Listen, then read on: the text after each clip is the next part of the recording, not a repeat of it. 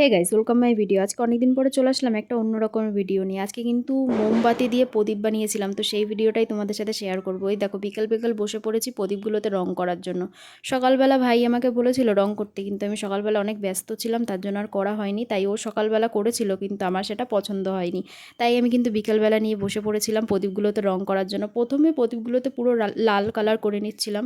প্রথমে ভেবেছিলাম যে প্রদীপগুলোতে কলকার সুন্দর পদ্ম ফুলের যে কলকাগুলো হয় সেগুলো আঁকবো, কিন্তু আমার এত ভাগ্যটাই আজকে খারাপ, আমি যে তুলিটা ছিল সেই তুলিটাই খুঁজে পাচ্ছিলাম না। তার জন্য যে ইয়ারবাডস হয়, কানের তুলি, সো তো ওইগুলো থেকেই আমি কিন্তু এই কালারটা করে নিয়েছিলাম। তো এতগুলো মানে সন্ধ্যা হয়ে যাচ্ছিল, আবার সন্ধ্যার পরে প্রদীপও ধরাতে হবে, তার তাড়া রয়েছে। তাই কিন্তু আমি 5টা প্রদীপ নিয়েছিলাম, 5টা প্রদীপেই ছোট্ট করে কালার করে নিয়েছিলাম। বেশি কিছু কালার করতে পারিনি, এরকম লাল কালার করে তারপর হলুদ হলুদ ফোঁটা দিয়ে দিয়েছিলাম।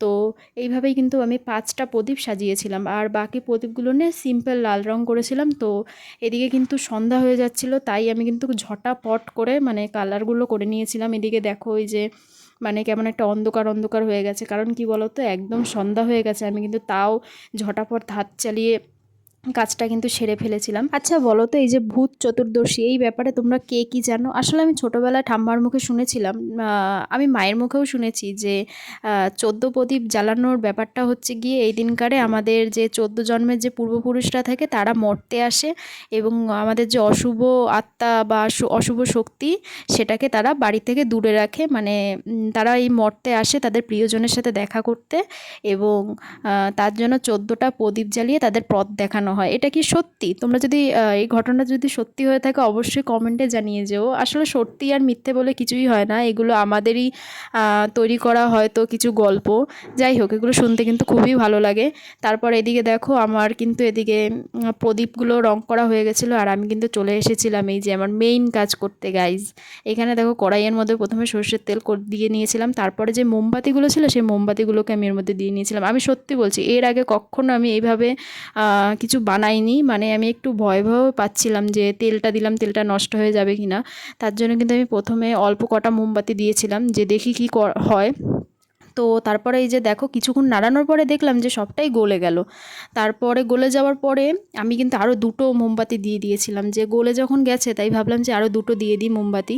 তো 2টো মোমবাতি দেওয়ার পরে তেলটা যেহেতু গরম ছিল, তাই এটা কিন্তু গলতে বেশি সময় লাগেনি, এটা কিন্তু তাড়াতাড়ি গলে গেছিলো। তারপর এদিকে এই সমস্ত কাজ হয়ে যাওয়ার পরে আমি কিন্তু ঝটাপট করে যে আমার যে মোমবাতি এই প্রদীপগুলো ছিল সেই প্রদীপগুলোর মধ্যে একটা চামচ দিয়ে তোমার গিয়ে এই যে আমার গলানো মোমবাতি আর তেলটাকে এর মধ্যে দিয়ে দিচ্ছিলাম, কারণ প্রায় সন্ধ্যা হয়ে গেছে, এগুলো জ্বালাতেও হবে। তো এইদিকে দেখো, আমি কিন্তু সব কটা এরকমভাবে ঢেলে নিচ্ছিলাম। আমি কিন্তু একটু মানে এটা ফার্স্ট টাইম, তো তাই একটু মনে মনে ভয়ও ছিল যে আদৌ জ্বলবে কি না। তারপরে এই দেখো, ঘরে 5টাই সলতে ছিল, তো এই 5টা সলতে দিয়ে আমি এর মধ্যে বসিয়ে দিয়েছিলাম। তো এইভাবে সলতেগুলো কিন্তু বসিয়ে নিতে হবে। আর এইদিকে দেখো গাইস, একদিকে ফোন ধরছি আর একদিকে ঢালছি, তার জন্য কিন্তু অনেকটা পড়েও গিয়েছিল।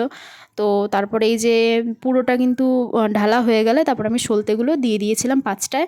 তারপরে এইখানে দেখো, এখানে যে পড়েছে নিচে, এটা কিন্তু একদম জমাট বেঁধে গেছে, আর এটা জমাট বাঁধতে খুব সময় লাগেনি, 1 মিনিটের মধ্যেই এটা জমাট বেঁধে গেছিলো। এই দেখো, হাত দিয়ে ডলছে তবুও এটা কিন্তু উঠছে না। আর এদিকে দেখো, এটা কি সুন্দর লাগছে না?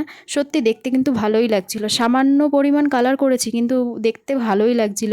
আর এই দিকে দেখো মেঝের কি অবস্থা হয়েছে, আমি কিন্তু এটা চামচ দিয়ে তুলছিলাম যে এতটাই শক্ত হয়ে গেছে। তো তারপরে এগুলো তোলার পরে আমি কিন্তু এবার প্রদীপগুলো ধরিয়ে নেব। আমি একটুখানি নার্ভাস ছিলাম যে আদৌ জ্বলবে কি না। তারপর ধরানোর পরে দেখলাম যে হ্যাঁ জ্বলছে, কিন্তু যেহেতু আমার এক হাত দিয়ে ক্যামেরা ধরে আর এক হাত দিয়ে ধরাতে হচ্ছিলো, আমার খুব প্রবলেম হচ্ছিলো। তাও ভিডিও তো করতেই হবে, তো কষ্ট করে কিন্তু এগুলো ধরিয়ে নিয়েছিলাম। প্রথমে যে উপরের যে সলতেটা ছিল সেটা ধরতে একটু সময় লাগলেও কিছুক্ষণ পরে কিন্তু এটা জ্বলে গেছিলো। তো গাইস, তোমরা কিন্তু অবশ্যই বাড়িতে এটা ট্রাই করে দেখতে পারো, এটা কিন্তু একেবারে ইউনিক স্টাইলের, এটা একটা মানে বুদ্ধি যাকে বলা যায়। তো তোমরা বাড়িতে অবশ্যই ট্রাই করে দেখো, যে তোমরাও সাকসেসফুল হবে। আর যদি ভালো লাগে অবশ্যই কমেন্টে বলে যেও।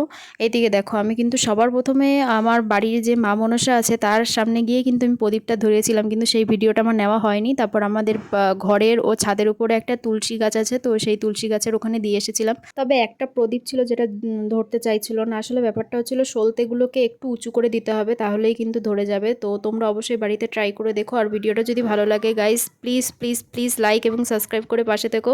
আজকের ভিডিওটা এই পর্যন্তই। তো চলো, টাটা, বাই বাই।